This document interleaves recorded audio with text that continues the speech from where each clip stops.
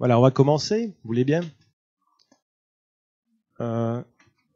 Donc aujourd'hui, je vais vous parler des nouveaux guidelines 2015, donc il y a déjà un an, mais enfin, c'est bon pour 5 ans en général. Les derniers, c'était 2009, avant c'est 2004, et les prochains, 2020, 2021. Donc on sera bon pour 5 ans.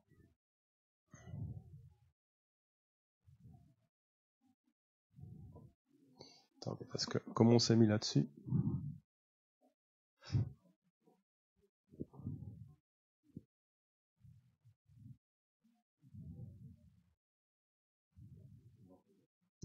Merci. Donc, ça c'est le plan de l'exposé. Donc je vais vous faire une introduction pour parler un petit peu de l'hypertension pulmonaire en général. Ensuite, définir l'hypertension pulmonaire, parce que ça a changé. Une stratégie aussi puis une stratégie pour un diagnostic étiologique bien construit et un traitement. Alors, j'aurais pu vous montrer les recommandations telles qu'elles sont de façon brute. Ça, vous pouvez les lire. Ça documente 58 pages. Et je pense que c'est pas très constructif. J'ai préféré plutôt intégrer ces recommandations dans une espèce de canevas de réflexion face au clinicien qui est confronté à un problème d'hypertension pulmonaire. Et essayer de progresser dans le diagnostic pour bien avoir la démarche intellectuelle pour essayer finalement de voir pourquoi le patient a une hypertension pulmonaire. Alors vous allez voir aussi qu'il y a beaucoup de multidisciplinarité, beaucoup de transversalité dans ce domaine parce que finalement on touche à beaucoup de choses. On touche à de la cardiologie, de la pneumologie, de la rhumatologie, du laboratoire, de l'hématologie. Et donc c'est quelque chose, l'hypertension pulmonaire, qui se voit dans pas mal de maladies. Et donc on interagit très fort avec ses collègues et on ne sait pas faire nécessairement un diagnostic tout seul. Et parfois quand on est dépassé, parce que parfois les causes d'hypertension pulmonaire sont jumelées, il y en a plusieurs, il faut faire appel alors, comme on dit, à l'équipe et se demander aux centres de référence nationaux, il y en a 2, il y en a un à Erasme et un à la KUL, pour voir un petit peu ce qu'ils pensent du cas. Et avec les moyens dont on dispose actuellement pour transmettre les données et s'échanger des messages ou s'échanger des données de patients, on apprend tous les jours et c'est très très intéressant. Donc je vous parlerai évidemment du traitement.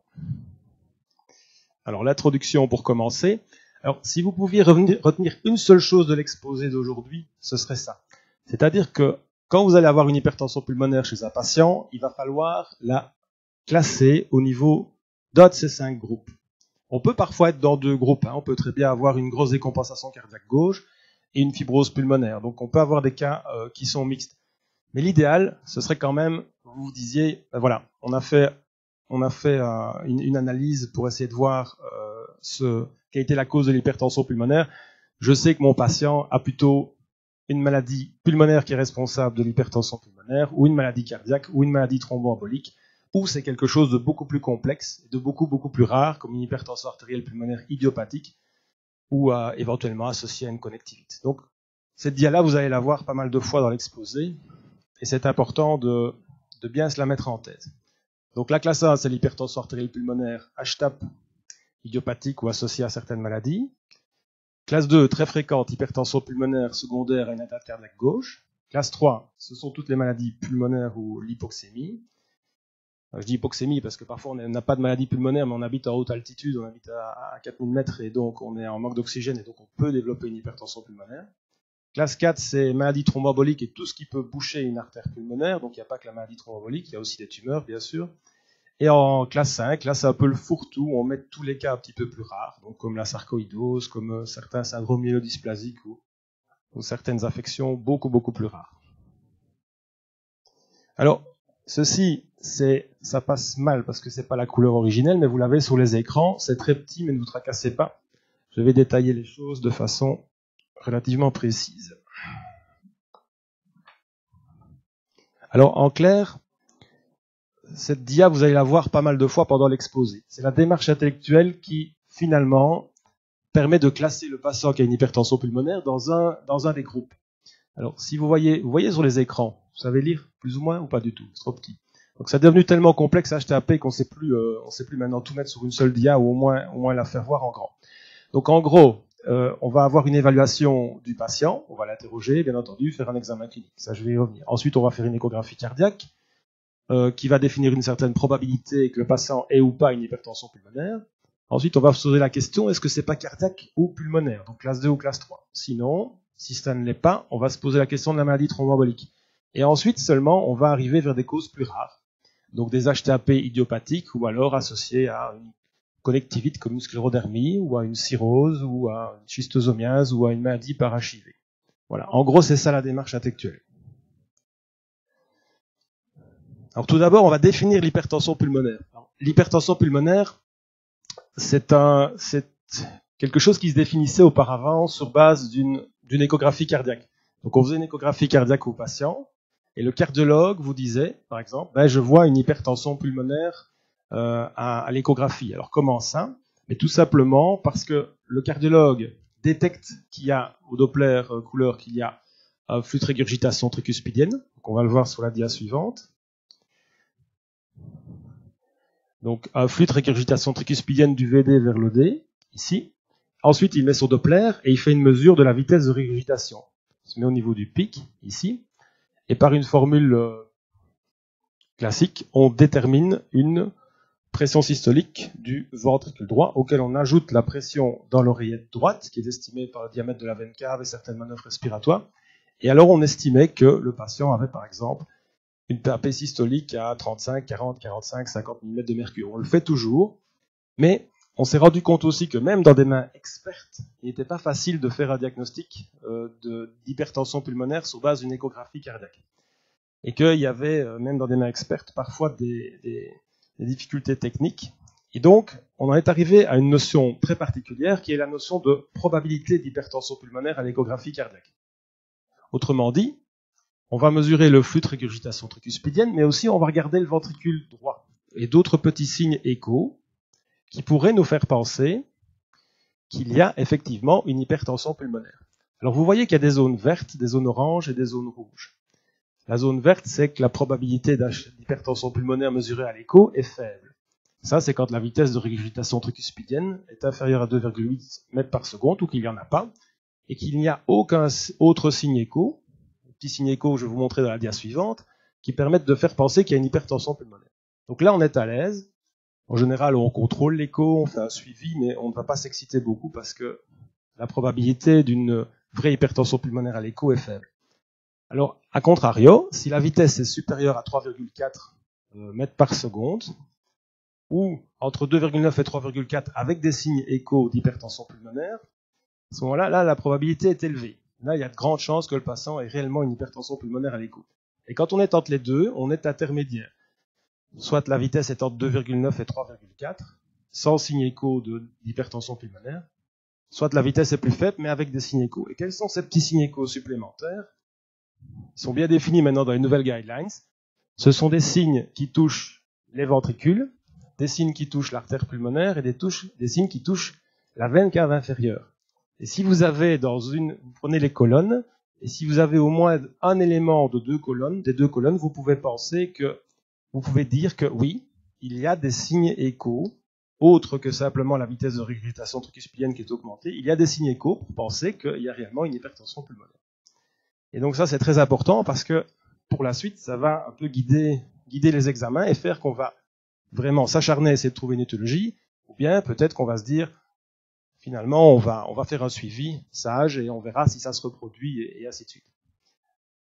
Donc, retenez bien, l'échographie cardiaque donne maintenant une probabilité d'hypertension pulmonaire. Le seul bon examen, un vrai examen qui permet, gold standard, qui permet d'affirmer qu'il y a une hypertension pulmonaire, ça reste le cathétérisme cardiaque droit, qu'on fait avec une sonde de Swan-Ganz. Alors, vous pouvez l'introduire, la sonde de Swan-Ganz, pour ceux qui connaissent, par voie sous-clavière, par voie jugulaire, par voie fémorale, sous scopie, sans scopie. Et cette petite sonde va nous donner des informations en passant à travers les différentes cavités cardiaques. Donc la sonde va passer au niveau de l'oreillette droite. Il y a même une ouverture au niveau de l'oreillette droite. Donc on a la pression de l'oreillette droite, on a la pression du ventricule droit, on a la pression de l'artère pulmonaire. Et ça, c'est la vraie pression. Ça permet d'authentifier qu'il y a vraiment une hypertension pulmonaire. On peut aussi estimer la pression de l'oreillette gauche en gonflant le ballon. Vous voyez ici. Quand on gonfle le ballon, on a ce qu'on appelle la pression artérielle pulmonaire occlusive, qui est une approximation de la pression de l'oreillette gauche. Donc on a une idée de ce qui se passe au niveau des cavités gauches, une idée indirecte, mais c'est un indice. Et alors, grâce à ces valeurs et à la mesure du débit cardiaque qu'on peut faire grâce à la sonde, on peut calculer les résistances vasculaires pulmonaires et toute une série d'indices de fonctionnement. Donc c'est un examen qui est invasif, mais qui est régulièrement réalisé, et qui permet de confirmer cette suspicion échographique. Ce que l'examen par Swan-Ganz, par cathétérisme cardiaque droit, permet également, c'est de déterminer si l'hypertension pulmonaire est pré- ou post-capillaire. Alors qu'est-ce que ça veut dire pré- et post-capillaire ? Vous imaginez bien que si les pressions sont augmentées au niveau de l'artère pulmonaire, il y a toute une série de causes qui peuvent relever de problèmes en amont du lit capillaire pulmonaire. Donc il peut y avoir un caillot dans l'artère pulmonaire, il peut y avoir une atteinte des petites artères pulmonaires ici. Les petits capillaires pulmonaires peuvent être abîmés par de la fibrose pulmonaire. Il peut y avoir une atteinte des vénules post-capillaires comme dans la maladie véno-occlusive. Et également, il peut y avoir une maladie cardiaque gauche avec une augmentation de pression au niveau des cavités gauches qui se répercute au niveau du lit vasculaire pulmonaire et donc qui explique l'hypertension pulmonaire. Et grosso modo, il y a déjà de très nombreuses années, on a fait une distinction entre les hypertensions pulmonaires qui étaient pré-capillaires, donc tous les problèmes qui étaient grosso modo, je dis grosso modo, vous comprendrez pourquoi après, avant les capillaires pulmonaires, et tout ce qui survenait après les capillaires pulmonaires. Et voici donc la définition, la vraie définition de l'hypertension pulmonaire, des guidelines.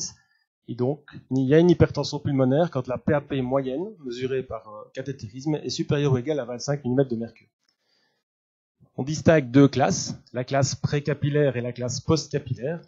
Classe précapillaire, c'est quand la PAP moyenne est supérieure ou égale à 25 mm de mercure et que la pression artérielle pulmonaire occlusive est inférieure ou égale à 15. Ça veut dire que on estime que la pression de l'oreillette gauche est normale et qu'il n'y a pas de problème cardiaque gauche. Par contre, elle sera dite postcapillaire si la pression artérielle pulmonaire moyenne est supérieure ou égale à 25 et si la pression artérielle pulmonaire occlusive est supérieure à 15, donc s'il y a un excès de pression au niveau des cavités gauches. Et vous retrouvez les différentes classes dont je vous ai parlé au début. Dans les précapillaires, c'est la classe 1, donc l'HTAP. La classe 3, donc les maladies pulmonaires. La classe 4, maladies thromboemboliques. Et la classe 5, donc la classe 5, le fourre-tout, grosso modo. Et dans le postcapillaire, vous avez les maladies cardiaques gauches. Et aussi parfois certains cas qui sont dans le fourre-tout. Et pour ce qui est de ceci, je vous l'expliquerai un peu plus tard. Donc retenez bien, on peut dire que c'est pré- ou post-capillaire et on authentifie les résultats de l'échographie. Alors, pour trouver l'étiologie de cette hypertension pulmonaire, je vous ai dit que le cardiologue nous avait donné une probabilité grâce à son examen. Ensuite, on se pose une deuxième question. Est-ce qu'il y a ou pas des facteurs de risque chez ce patient, finalement, avec l'examen clinique et ses antécédents, pour qu'il ait ou pas une hypertension pulmonaire? Je prends l'exemple extrême d'une sclérodermie. Il est sûr que si la probabilité est intermédiaire ou haute d'avoir un problème d'hypertension pulmonaire associé à la sclérodermie, mais c'est sûr qu'on va être beaucoup plus attentif que chez quelqu'un qui vient au tout venant comme ça, qui n'a pas de maladie rhumatologique, qui n'a pas de facteur de risque particulier, chez lequel on a remarqué une fois qu'il y avait une petite augmentation, une probabilité faible, une petite augmentation des PAP. Dans tous les autres cas, quand la probabilité est intermédiaire ou haute, il vaut mieux quand même s'attaquer à un diagnostic étiologique et essayer de raccrocher une étiologie à cette hypertension pulmonaire. Alors voilà la classification de 2015. Vous voyez, c'est relativement complexe, mais si vous retenez qu'il y a le groupe 1, le groupe 2, le groupe 3, le groupe 4, le groupe 5, avec toute une série de maladies qui expliquent cette espèce de transversalité entre les différentes spécialités, vous vous rendez compte que ça peut vite devenir complexe, qu'il ne faut pas chercher dans toutes les directions et que, comme toujours, il faut peut-être essayer de se poser la question de savoir si les choses les plus fréquentes, les étiologies les plus fréquentes sont rencontrées ou pas, et cheminer progressivement dans le diagnostic. Alors je reprends ici mon tableau là qui est difficile à lire, mais bon, c'est les dias officiels. Donc première chose, les symptômes, les signes, l'histoire clinique d'hypertension pulmonaire. Alors la première chose qu'il faut faire, comme dans beaucoup de cas, c'est fouiller le dossier. C'est-à-dire essayer de bien récolter tous les antécédents du patient, essayer de voir s'il n'y a pas déjà eu des écho-cœurs auparavant, ici ou ailleurs, pour essayer de voir si cette hypertension pulmonaire était déjà présente ou pas. On refait une histoire clinique bien complète, surtout une histoire clinique au niveau de l'évolution de sa dyspnée et de ses symptômes. Ensuite, on lui demande ses symptômes. Et après, on examine ses signes cliniques, parce que des petits détails peuvent déjà bien vous orienter. Alors, pourquoi est-ce important de se faire ce genre de feuille? C'est parce que on a l'esprit qui est souvent parasité par un tas de choses, et on va toujours oublier de demander quelque chose. L'avantage quand vous faites des feuilles comme ça, pour toute une série de pathologies, que ce soit la fibrose pulmonaire, que ce soit l'hypertension pulmonaire, cette feuille, vous l'avez sur votre ordinateur et vous allez poser la question aux gens et vous allez au moins interroger les différents systèmes. Donc, vous allez lui demander s'il a déjà pris des anorexigènes, par exemple, ce qui peut expliquer une HTAP post-prise d'anorexigène, s'il est à risque pour le HIV, s'il a une cardiopathie gauche, voilà. Et quand vous aurez fait tout ça, vous aurez déjà pu essayer de déterminer certaines choses. Ensuite, vous allez lui poser toute une série de questions sur ses symptômes, pas seulement de lui demander s'il est essoufflé ou pas, mais s'il est très essoufflé ou pas très essoufflé, en fonction des classifications officielles, s'il a des précordialgies, s'il est lipotimique quand il marche, quand il fait un effort, s'il a déjà eu des syncopes d'effort, ce qui est un facteur de gravité important, et toute une série d'autres petits détails, genre rénaux, noctisie, tout ça, qui pourront peut-être nous orienter vers une étiologie ou l'autre. Alors il ne faut pas sauter sur le détail, ça c'est sûr, mais au moins il faut avoir pris la peine de le demander pour pouvoir progresser. Alors une des choses très importantes, c'est de définir un peu le niveau d'essoufflement du patient. Alors c'est une bonne vieille classification, ça n'a pas changé, c'est la classification NYHA. Et vous allez en fait déterminer si le patient finalement est pas essoufflé du tout, et essoufflé au repos, ça c'est classe 4, s'il est essoufflé moins très fort, classe 3, et classe 2, ben, s'il est essoufflé pour des efforts finalement pas très importants, mais pas de façon démesurée. Donc ça c'est déjà très important de déterminer le niveau de dyspnée du patient, et ça reste le NYHA, ça n'a pas changé. Donc on chemine. Alors la cause la plus importante, je ne vais pas dire de loin, mais vraiment, la cause la plus importante, des causes les plus importantes qui donnent de l'hypertension pulmonaire, c'est quand même la maladie cardiaque gauche. Donc le gros du travail, c'est de la cardiologie. Et c'est pas toujours évident d'affirmer que c'est dû à un problème cardiaque gauche, mais ça l'est quand même relativement souvent. Alors j'ai extrait de du gros tableau, là où vous aviez toutes les étiologies par classe, la classe 2 qui est la classe cardiaque. Alors on comprend bien que quelqu'un qui a une dysfonction ventriculaire gauche systolique puisse avoir une hypertension pulmonaire. On peut comprendre aussi que quand il y a une dysfonction diastolique qui n'est pas toujours évidente à mettre en évidence à l'écho, il peut y avoir une hypertension pulmonaire. Les maladies valvulaires, sténose aortique, sténose mitrale, insuffisance mitrale, tout ça c'est évident. Plus alors d'autres maladies beaucoup plus rares, comme des cardiomyopathies congénitales ou des sténoses de veines pulmonaires. Donc ça, ce sont les maladies cardiaques. Alors qu'est-ce qui peut nous orienter vers un problème cardiaque ? Eh bien, il y a des profils. Et c'est vrai qu'à tous les congrès qui parlent d'HTAP, on vous parle toujours de la dame qui a plus de 65 ans, qui est plutôt de sexe féminin, qui a un syndrome métabolique et qui a une dysfonction diastolique. Donc vous voyez ici que finalement, par l'anamnèse, on arrive à des profils de patients qui nous orientent quand même très très fort. Alors il y a bien sûr la présentation clinique. Bon, quelqu'un qui est plus âgé de plus de 65 ans a plus souvent une dysfonction diastolique et c'est souvent la cause d'hypertension pulmonaire. C'est rarement une HTAP idiopathique. Les symptômes de décompensation cardiaque gauche, syndrome métabolique, une histoire de maladie cardiaque, une fibrillation auriculaire persistante, tout ça, ce sont des petits signes cliniques qui peuvent vous orienter vers une origine cardiaque pour l'hypertension pulmonaire. Même chose à l'écho, le cardiologue va vous dire, le cardiologue ne vous dira pas que je vois qu'il y a une PAP systolique à 50 mm de mercure, je vois aussi plein d'autres choses. Je vois que la valve est malade, je vois que l'oreillette gauche est dilatée, je vois qu'il y a un bombement du septum inter-auriculaire, je vois qu'il y a une dysfonction ventriculaire gauche, plus tous des signes de mesure Doppler, etc.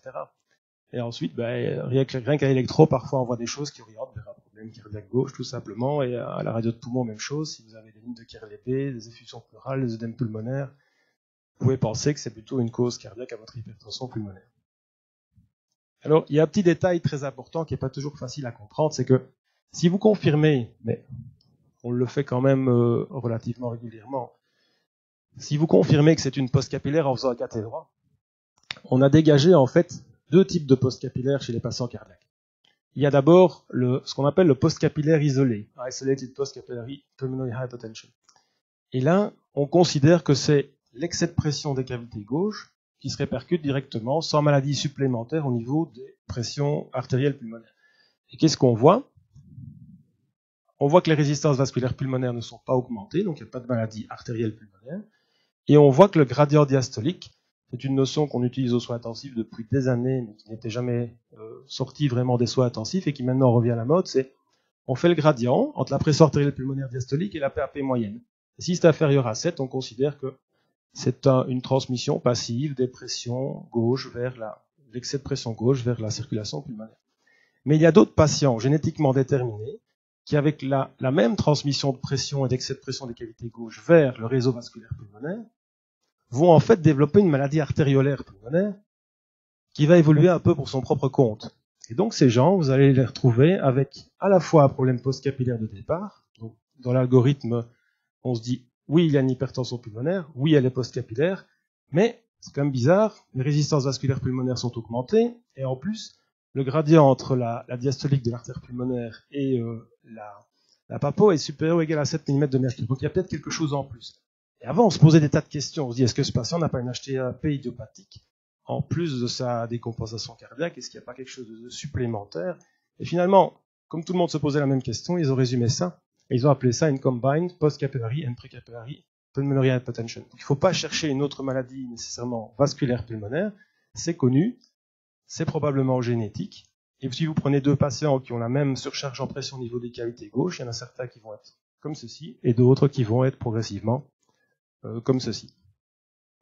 Donc voilà, c'est enfin noté et c'est dans les recommandations.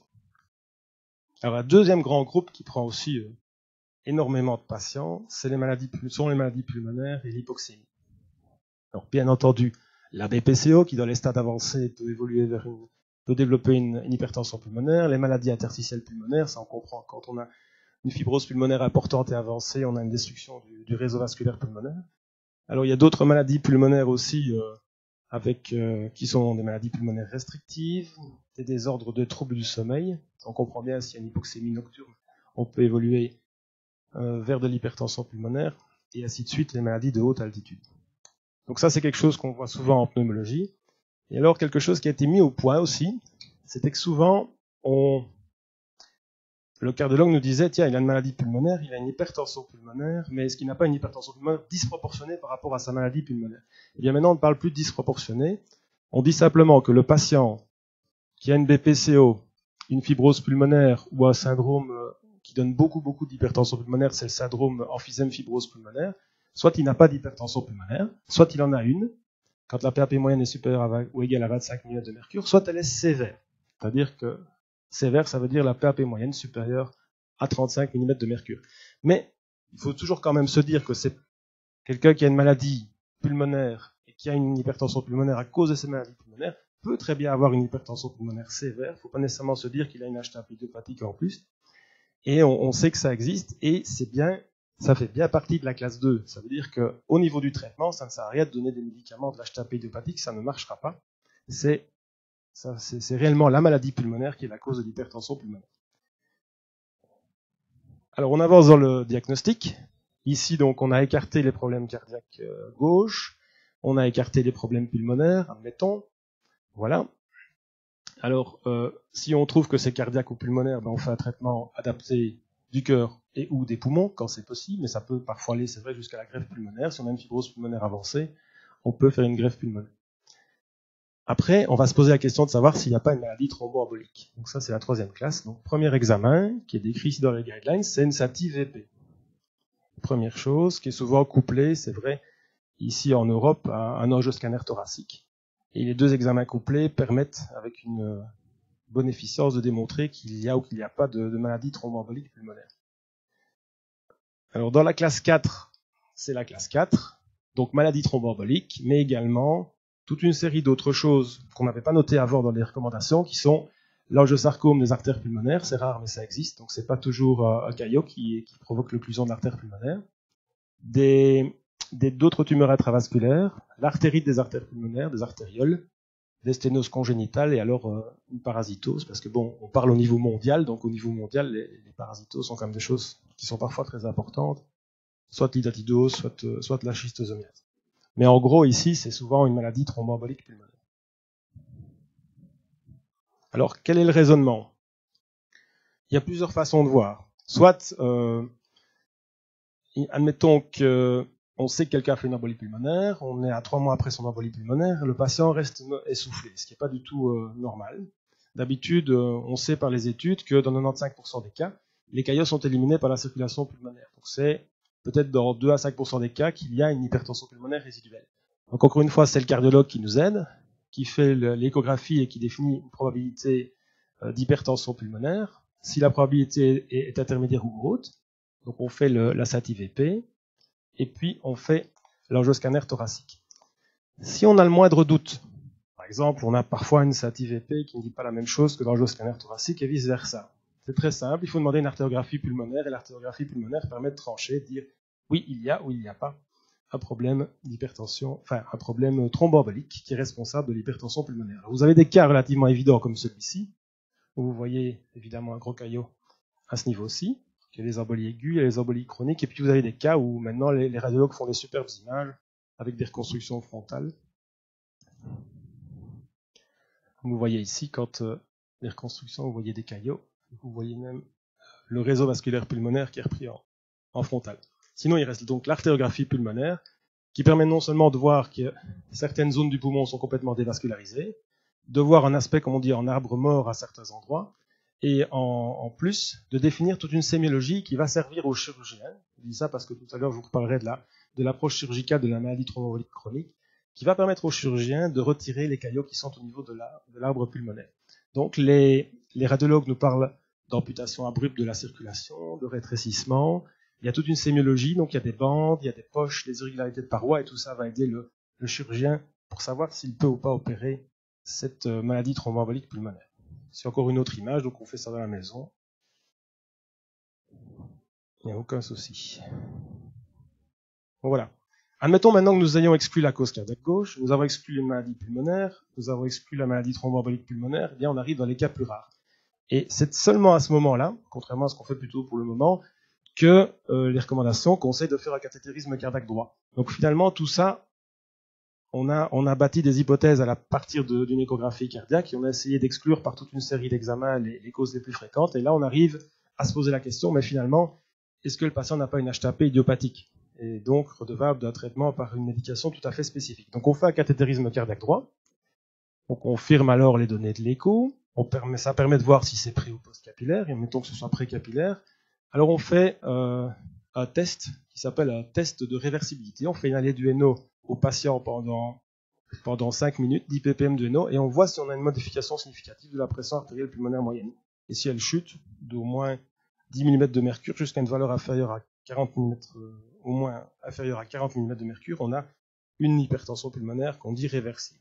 Alors sans brûler les étapes, donc ici je suspecte qu'il y a une hypertension artérielle pulmonaire précapillaire pas expliquée par les autres cas, les autres étiologies plus fréquentes. Alors là, je vais me poser une série de questions, et je peux répondre aux questions par des biologies, par des examens un peu plus particuliers qui n'ont au départ rien à voir avec l'hypertension pulmonaire. Donc on va faire une prise de sang pour voir si on n'a pas, par exemple, une suspicion de sclérodermie.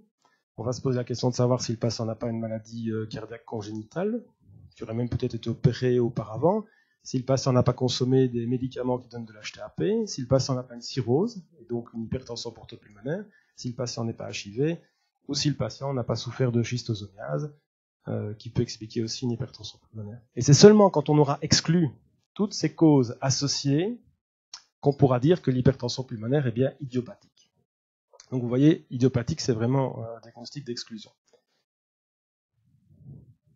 Alors voici cette classe A plus en détail. Vous voyez qu'il y a des tas de maladies qui n'ont rien à voir entre elles, dont il y a aussi des maladies familiales, des mutations génétiques qui peuvent expliquer l'hypertension artérielle pulmonaire des familles. C'est assez rare, mais une mutation du gène BMPR2, qui est la mutation la plus fréquente, qui explique en fait que tout le monde de la famille souffre d'hypertension pulmonaire. Alors drogue et toxines, je vais vous montrer le tableau, et puis la maladie du tissu conjonctif, c'est la sclérodermie surtout, mais on peut en voir dans les polyarthrites rhumatoïdes, dans les lupus et d'autres maladies, le HIV, l'hypertension portale, maladie cardiaque congénitale et schistosomiase. Il y a aussi la maladie véno-occlusive qui est très rare, donc on pourrait en parler pendant 1 heure, mais je veux dire ici, il faut essayer de retenir des choses vraiment, des choses relativement simples. Et voici les médicaments qui ont un rôle dans l'hypertension pulmonaire. Donc on a eu toute l'épidémie liée à d'HTAP liée à la consommation d'anorexigène qu'il y avait dans les années 80, donc l'aminorex, la flafluramine, la dexflafluramine, et il y a encore eu un scandale plus récemment en France avec un médicament qui coupe l'appétit, une chose. Alors les amphétamines, probablement aussi que la consommation d'amphétamines entraîne de l'hypertension pulmonaire, et aussi toute une série d'autres causes où on n'est pas tout à fait sûr, mais c'est possible, et ça peut toucher des agents comme de la chimio, certaines molécules, l'interféron aussi, et la cocaïne. Donc tout ça pourrait donner potentiellement une HTAP idiopathique. enfin idiopathique, associé plutôt à la consommation toxique, mais c'est quand on a bien entendu éliminé tout le reste. Alors reste la classe 5 qui est un peu plus complexe, parce que la classe 5 reprend un petit peu de tout. Donc je vais vous donner un bête exemple. Prenez une sarcoïdose. Une sarcoïdose, ça peut vous donner une maladie interstitielle pulmonaire, qui peut attaquer les vaisseaux pulmonaires, dont donner une HTAP. Ça peut vous donner des ganglions qui compriment les artères pulmonaires. Ça peut vous donner une atteinte artéritique des petites artérioles pulmonaires, ou une maladie véno-occlusive, parce que les granulomes vont se mettre au niveau des vénules postcapillaires. Donc vous voyez que pour une même maladie comme la sarcoïdose, on peut avoir différentes explications pour une hypertension pulmonaire. D'où cette catégorie un petit peu fourre-tout et complexe, où on a des choses aussi variées qu'une anémie hémolytique chronique, par exemple, ASMD, ou des gens qui ont une splénectomie, il y a l'insuffisance rénale aussi, avec ou sans dialyse. Donc vous voyez qu'il y a des maladies de surcharge, il y a les maladies thyroïdiennes. Alors c'est toujours difficile de dire est-ce que c'est vraiment la maladie thyroïdienne qui explique que le patient a une HTAP ou est-ce que c'est plutôt quelque chose associé. Donc c'est pas évident. Et souvent on demande alors l'avis des centres de référence pour essayer de faire la part des choses, parce que c'est pas toujours facile et les décisions qu'on prend sont importantes parce que c'est parfois une décision de traiter ou de ne pas traiter, et donc d'utiliser des médicaments relativement coûteux pour essayer d'améliorer les patients.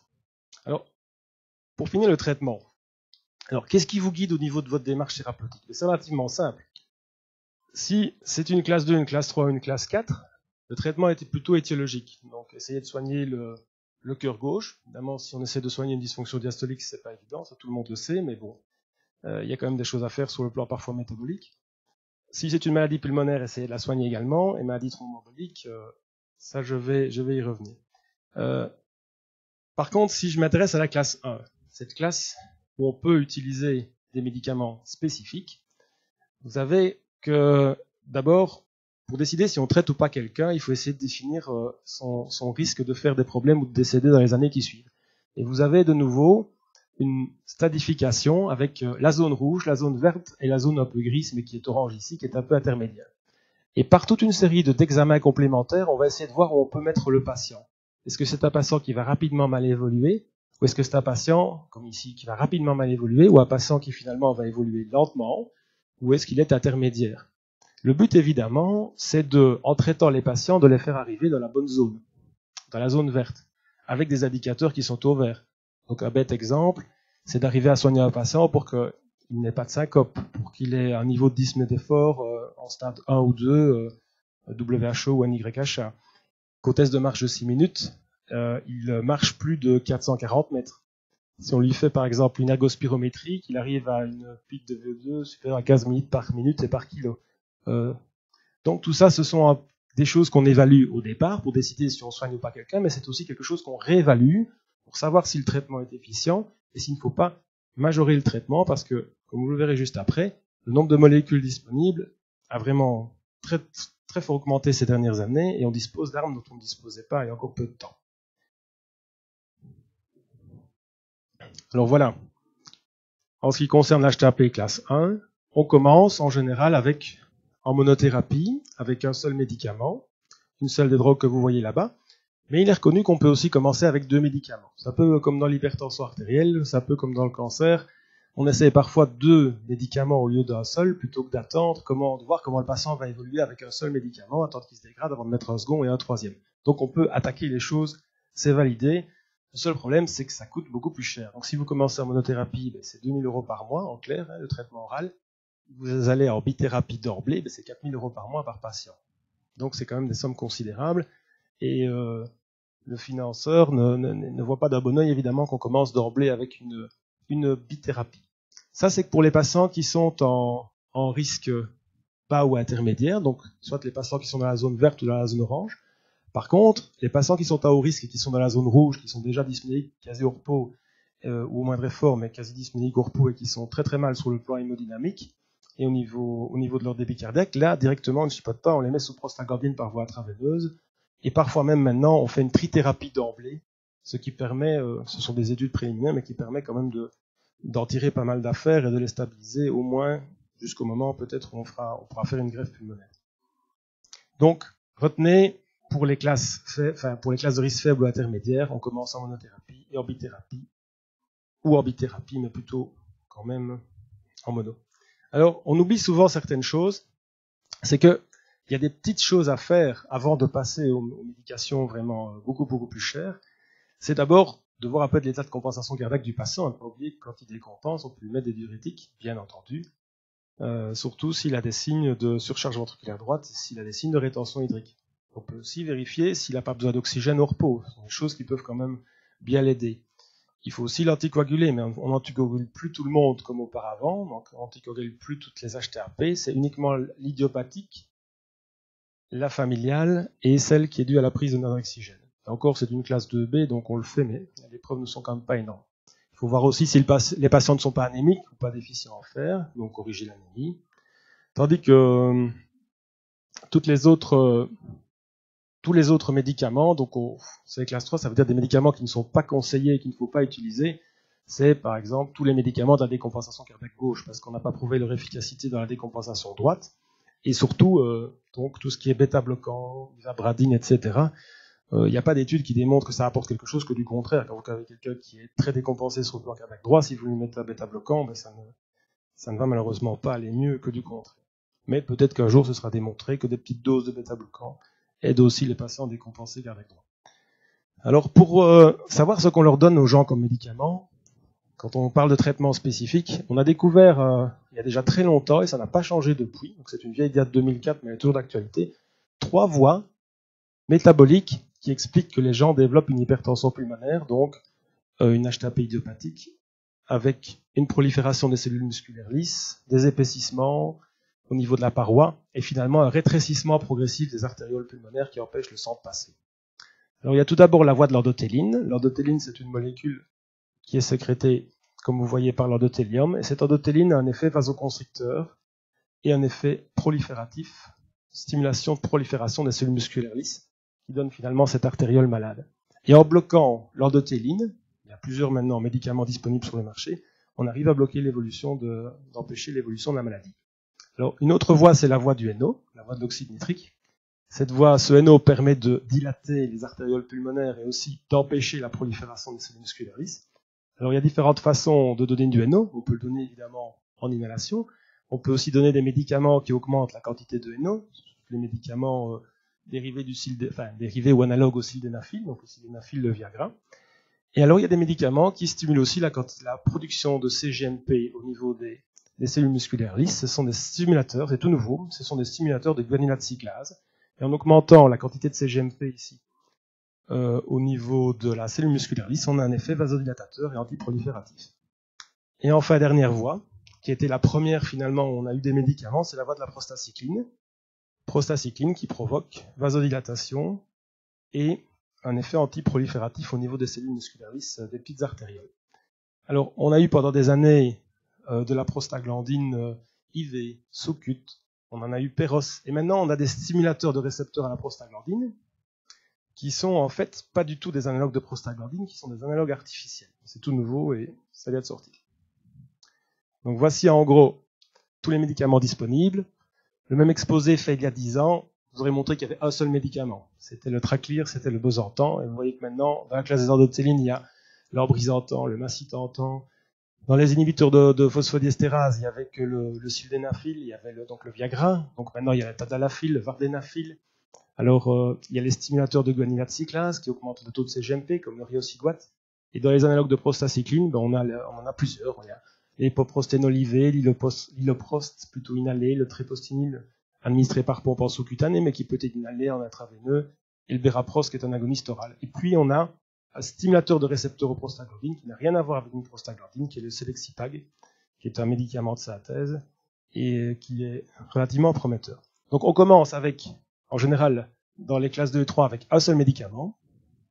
3 mois plus tard, on revoit le patient, et si le patient ne va pas mieux, on n'a pas atteint les objectifs thérapeutiques qu'on s'est fixés, on essaye de mettre un second médicament, et ainsi de suite. Donc on peut aller jusqu'à 3 médicaments.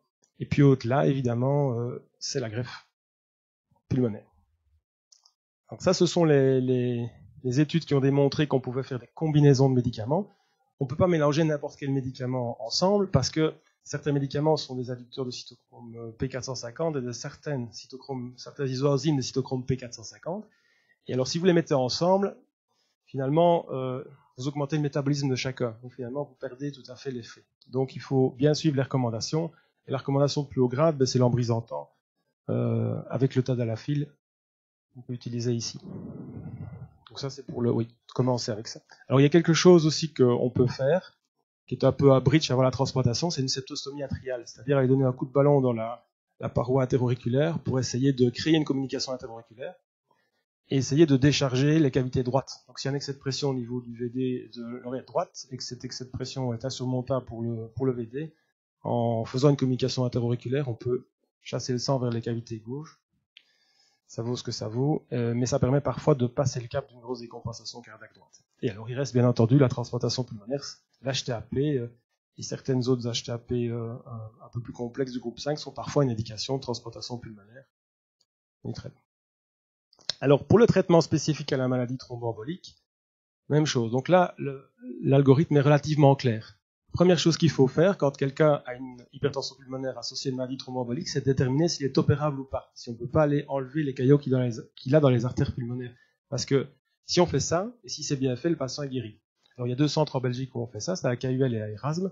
Donc on envoie régulièrement des patients à Erasme, puisque c'est francophone, se faire opérer d'une hypertension artérielle pulmonaire, une hypertension pulmonaire post-embolique. Voilà. Mais il y a des gens qui ne sont pas opérables, pour une raison ou une autre. Donc pour une raison simplement technique, parce que les caillots sont trop distaux. Donc on ne sait pas aller chercher les caillots qui sont vraiment au bout des artères pulmonaires, et ou des gens qui ont des comorbidités qui font qu'ils ne vont pas supporter l'opération. Et donc ces gens, on va les mettre sous traitement oral, et on va privilégier le nouveau stimulateur de guanylate cyclase, parce que c'est le seul qui a vraiment été étudié dans cette indication-là, donc qui est le riociguat. Et on met ces gens sous traitement, et on continue à les suivre, mais encore une fois, si on n'arrive pas à les contrôler avec un traitement médicamenteux, on va aller vers la transplantation. Alors ce qui est tout nouveau, c'est ce que vous voyez ici, c'est BP1, c'est Balloon Pulmonary Angioplasty. Donc c'est une nouvelle technique qui commence à se faire en Belgique, qui est une technique où on va dilater avec un ballon les artères pulmonaires, là où il y a des caillots résiduels. Donc c'est une technique qui vient du Japon, qui est pratiquée là-bas depuis une dizaine d'années. C'est une technique qui est quand même relativement dangereuse, les artères pulmonaires se déchirent, le résultat peut être saignant évidemment. Donc on commence à faire ça en Belgique, mais c'est sûr que c'est quelque chose qui va probablement se développer pour les patients qui ont des comorbidités trop importantes que pour supporter une opération qui est quand même relativement lourde. Alors cette opération, ça consiste à aller retirer, à aller peler les artères pulmonaires par l'intérieur. Donc il faut faire une CEC, c'est très long, une hypothermie profonde, donc c'est quand même quelque chose qu'il faut savoir supporter. Mais on opère parfois des gens de 80 ans et plus, et on a eu plusieurs, et ça s'est très bien passé, il n'y a pas eu nécessairement de problème. Et donc le chirurgien va aller retirer les caillots au niveau de l'artère pulmonaire. Donc vous voyez une photo relativement célèbre où vous avez ce matériel endoluminal ainsi que ce matériel qui s'étendait au niveau de différentes branches de l'artère pulmonaire. Quand vous avez retiré ça, le patient est guéri. Évidemment, tout de suite, il faut reprendre une anticoagulation pour éviter une récidive, mais c'est vraiment un traitement étiologique. Alors comment va évoluer votre patient que vous allez suivre ? Le patient, il évolue grosso modo en 3 phases. D'abord, il développe son HTAP et on se rend compte de rien. Il est en phase asymptomatique. Il a peut-être même pas encore d'HTAP à l'écho, et son débit cardiaque est encore bon au repos, etc. Et puis il va devenir symptomatique, et là, on va faire un diagnostic parce qu'on va l'envoyer chez le cardiologue ou chez le pneumologue, mais surtout chez le cardiologue, où on va faire une échographie cardiaque et on va découvrir que sa pression artérielle pulmonaire est augmentée. Et puis, s'il n'est pas traité, s'il ne répond pas bien au traitement, au fur et à mesure où les résistances vasculaires pulmonaires vont augmenter parce que les artères vont se serrer de plus en plus, le patient va commencer à décliner. Et un jour, ce qui risque de se passer, c'est que son débit cardiaque va diminuer aussi. Et donc, ça c'est un signe que ça va en général aller mal, parce que ça veut dire que le cœur droit n'est plus capable de soutenir l'excès de pression auquel il est confronté. Et en général, là, ça évolue vers le décès, même si on fait régulièrement revenir les patients pour des cures de dobutamine pour essayer de relancer un petit peu le cœur et de gagner quelques semaines à quelques mois. Ce qu'il faut savoir, simplement, c'est que si vous voyez tout ça au repos, à l'exercice, c'est relativement plus tôt qu'on va pouvoir se rendre compte qu'il y a un problème.